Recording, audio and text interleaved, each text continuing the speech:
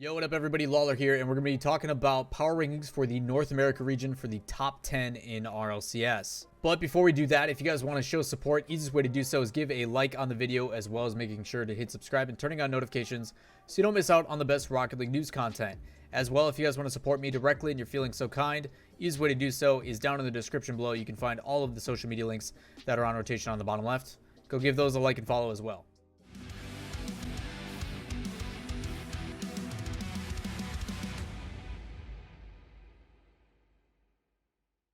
So today's video, and in many videos in the future, we're going to be talking at least hopefully once a week about the North American power rankings as well as the European power rankings. There's two reasons why I'm doing this as kind of an introduction.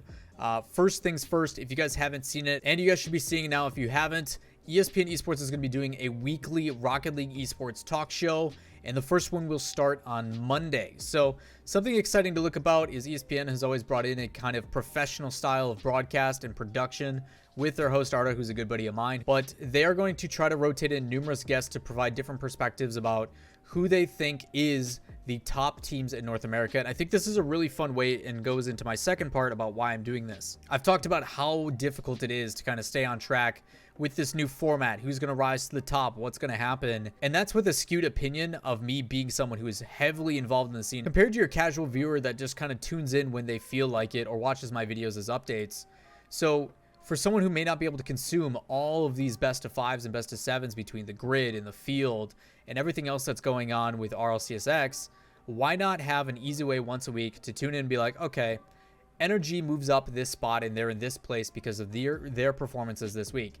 They actually ended up losing, but it was against a team that I consider very strong, and that's why this team is moving up, or whatever it is. But being able to explain thoroughly as to why the power rankings are the way that they are. So hopefully, and as long as I can stay on track with this, roughly sometime in the middle of the week, whether it be like Wednesday, Thursday, Friday time, every week you will have NA and EU power rankings to go to on a week-to-week basis. And we'll talk about those again on Monday on the ESPN Esports Rocket League broadcast. Pretty exciting stuff, but if you guys are having a hard time trying to keep track of all these teams and rosters and who's where and who's the best, and the way we're going to do it is kind of the best 10 teams. So without further ado, let's show you the list. So to kind of spoil it a little bit, I will say that because I'm only doing 10 teams, there is some honorable mentions and teams that I think people should keep their eyes on. I want to take these standings and give it with some solidified results as to why I think they are better than others or what's going on. And I may change my mind in the middle of this, may make me kind of reconsider how I'm saying this. But again, I think a blanket statement about all these teams, it's very difficult, other than a couple few, to actually give what my defined power rankings are because we have so little results with all these new rosters. So again, these things are going to probably change a lot and things are going to take up and down. I think we're going to do these from top to bottom because it kind of allows me to explain a little bit better as to why they are where they are. We're also going to keep a comparison to how they did the previous week. And then we're also going to talk about how much they've moved up or down to week in the past, whether it be a positive gain or a net gain. It's going to be a learning process for me because I've never done this before. In my 4+ years of being in Rocket League broadcast and stuff, I've never done a power ranking. So first time for everything. First things up, team number 1, and I think you guys are all pretty in agreement with this. Of course, it's Energy. Energy has had literally the best offseason out of any team in North America, even with the addition of Squishy instead of Turbo. It did not matter that they made the roster change. It was actually a welcome roster change, and they have been absolutely dominant. I think out of every single tournament that they've played in, because we have yet to see them in RLCS X, they have won or they have gotten second, which was in the Brawl 10K. So Energy, clear favorites. They look absolutely dominant. They look like they could beat just about anybody when they are on, and even when they're off, they still usually win. So Energy is an easy one. So the ones after Energy were kind of a little bit more difficult to do. And this is going to be based upon not only results, but also gut feelings with the way that they're trending.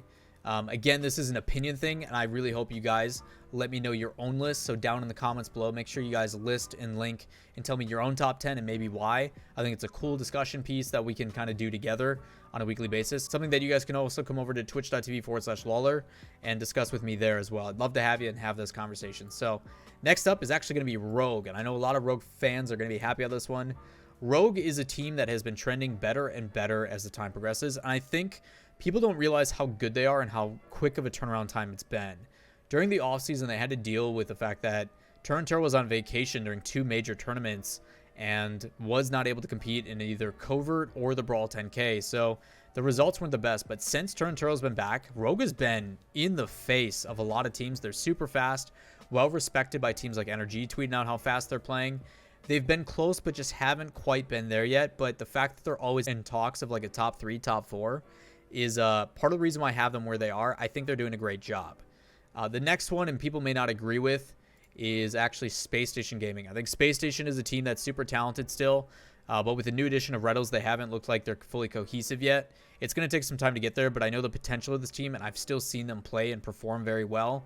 So Space Station has my number 3. I think they're still a very talented roster. A lot of talent on that team, and they're going to be very dangerous moving forward. Number 4 on the list is the one and only Envy, and I think this one's a pretty big given. I think Rogue and Envy, I've been talking about this big rivalry.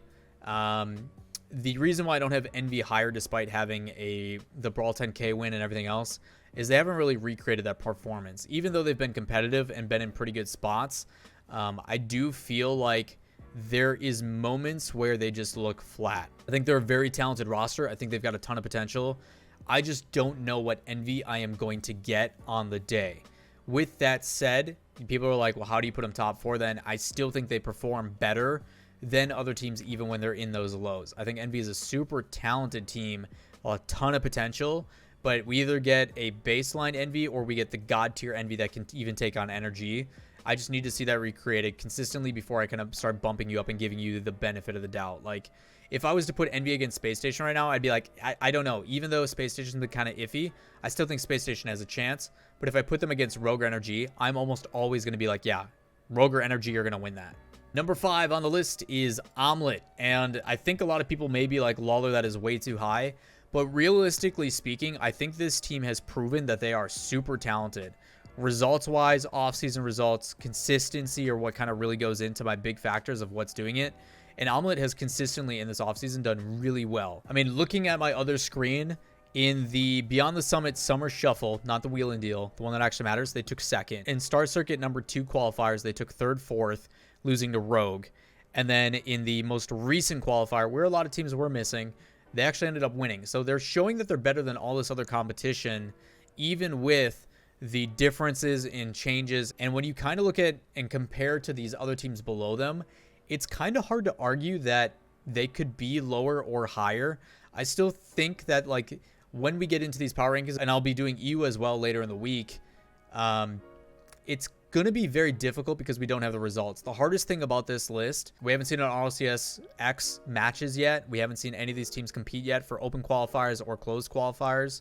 We also haven't seen them play in the grid yet, which doesn't start until tomorrow when this video comes out. So this is more so being made in preparation for things to kind of have a perspective of, these are the teams realistically that we should look out for in the grid tomorrow. How are things going to perform? So again, I do give Omelet a pretty good nod and very minimal pressure on them. I think Trey and the guys are in a really good place, and credit to them because top 6 is what goes to the World Championship. So hopefully they keep it up. Next up, we've got United, another team that I'm kind of weird on because off-season results have been good, but it's been with memory as compared to Wonder Mike. I'm trying to find translation and correlation in between the two players, and I do think Wonder Mike is just a more direct, better mechanical player than Memory. Memory's consistent, but I do think Wanda brings a better impact to the team, which allows them to perform even better. And it has nothing to do with Memory or Wonder Mike. It actually has to do with Ajax. Ajax on that dang Batmobile has been putting in hours, and it is absolutely showing. I said United I was scared for because even with Memory coming in or Wonder Mike coming in, I did not expect things to get better. But because someone else has started to step up, this team looks actually threatening and have had some pretty dang good results with it. So again, I do think this is a team that is going to be a gatekeeper team, kind of like how we've seen Ghost of the past, where Ghost used to always be that team like 4 or 5 that would just, they would teeter in between. They're not quite good enough to make land, but given circumstances, if things go well, they could pull the upset. Next up, we've got G2, and a lot of people are going to be mad because they're so far down the list. But realistically, when you've played like trash for 9 weeks straight, the fact that I'm putting you 7th is out of respect because I know you guys are now back in the team house and you're about to clap some kids.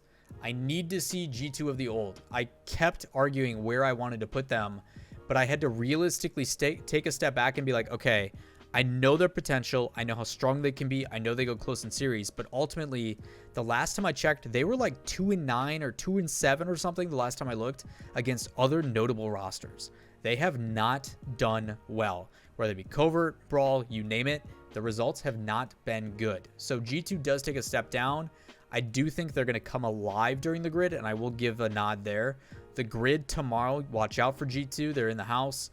I do think RLCS X in a week from now, they will also be dangerous because that's 2 grids in the house back together for some cooperation, coordination, and then they're going to hit RLCS strong. So G2 right now is low. Expect them to make a jump up next week. We'll keep an eye on that. Next 2 weeks, G2, expect them to end up hopefully in this area based upon what I assume them getting back to form.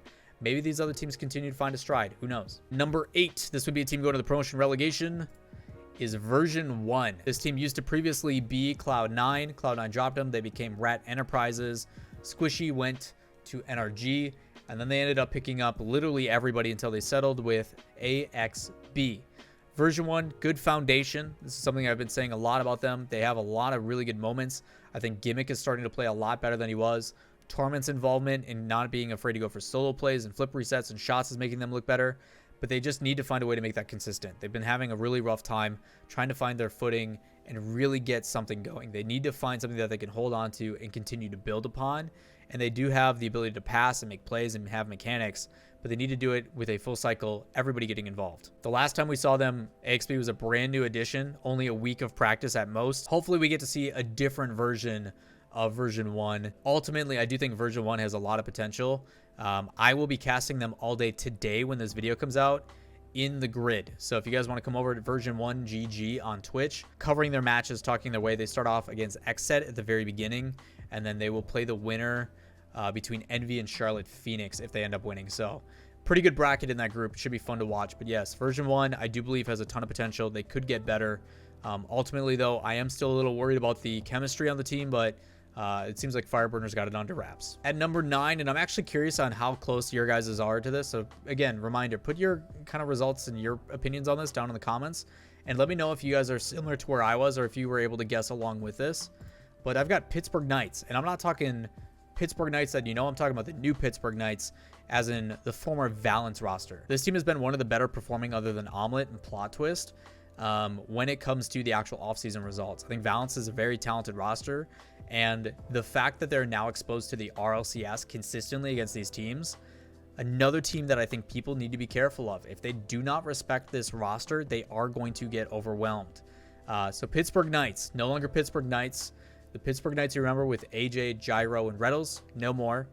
AJ and Gyro went over to the Peeps with Illusion. Pittsburgh Knights is now the former Valence roster. Hopefully that makes sense. Kinsey, Rodoko, and the boys, I wish you the best of luck. This should be a really fun roster to watch to see how they do with ZPS. Valence is a prime example as to why I'm excited about this new format with the RLCS X, about having all these teams the opportunity to play against each other week in and week out. It's going to only make the ones that are less exposed to it even better. So I still feel Valence now, PK, has some problems with counterattack issues, just like many other rosters do. But again, they have a lot of really good things about them on offense. Last time we watched them, they surprised and shocked a lot. But again, keep your eye on this team. If they really figure out how to handle and kind of transition out of the whole like rival series, over aggressive, challenge everything, get counterattack play style, this could be a really dangerous team and is going to make you earn it. Similar to how I feel actually about Space Station. All right, last but not least, the team that is finalizing this list is going to be 72 Pin Connector. I purposely made sure not to mention them about teams in the offseason because it would have been a spoiler, and I wanted everybody who's watching this video to be screaming about like, Lawler, you forgot 72 PC, blah, blah, blah. And I know they lost Lion Blaze, and it makes me pain a little bit, but I do think a full studded roster of veteran talent and experience could do some damage. I tried to, with these rosters, give kind of a shot in the dark to how they're going to perform. Realistically, this 10th place spot could be XSET, it could be Alpine, it could be Plot Twist, it could be the Peeps. I just haven't seen enough of the Peeps. I do think that Ty Not Tyler, who hasn't played in a while, could be a little bit of an issue. Realistically speaking, this is just a fun pick. I want to see how it goes. This is my relegation roster. I'm just waiting for someone else to kind of slot in and see how it goes. But you know what? Why not have a wild card in the top 10? This is going to be one I have to defend myself on ESPN on Monday. but it'll be worth it because it'll be a good conversation and allows me to talk about the other rosters as well. The biggest one I want to put this in, Jacob and Wonder, I think are extremely motivated to perform well. Two veteran guys, similar play styles that should be able to feed off each other. I think Jacob has been playing some of the better Rocket League that we've seen in a while out of him specifically. And maybe Ty is going to bring a unique approach because he's been away from a while. I don't expect it to go that great if I'm being completely honest, but I do want to give them that kind of wild card nod. Realistically speaking, talking about this list, if I had to close it out, I would probably put Alpine here, if I'm being honest. I think Alpine deserves the spot, probably in like the 9-10 area, but I figured why not have some fun with it. But with that said, you guys, let me know what your guys' list is. I know the last one's kind of a meme pick. Alpine should probably be in there based on the way they've been trending with Mystic as their coach, but I wanted to have some fun with it and kind of create some conversation. So again, this is going to be one that I have to probably defend myself on ESPN Esports on Monday for the talk show, but let me know what you guys think down in the comments below. Let me know who your top 10 is. Let me know if you agree, disagree. Maybe you think G2 should be higher. Maybe you think Rogue should be lower. Whatever it is, let me know what you guys think. As a heads up, we're going to have some predictions coming up next for the videos. And then we're going to have the EU power rankings later on post this weekend for RLCS stuff. So again, I appreciate you guys all coming and hanging out. If you have any questions, comments, concerns, let me know down below. But I appreciate you guys watching the video. As always, make sure to give it a thumbs up, like, subscribe, all that fun stuff. And I hope you guys have a great rest of your day. Peace.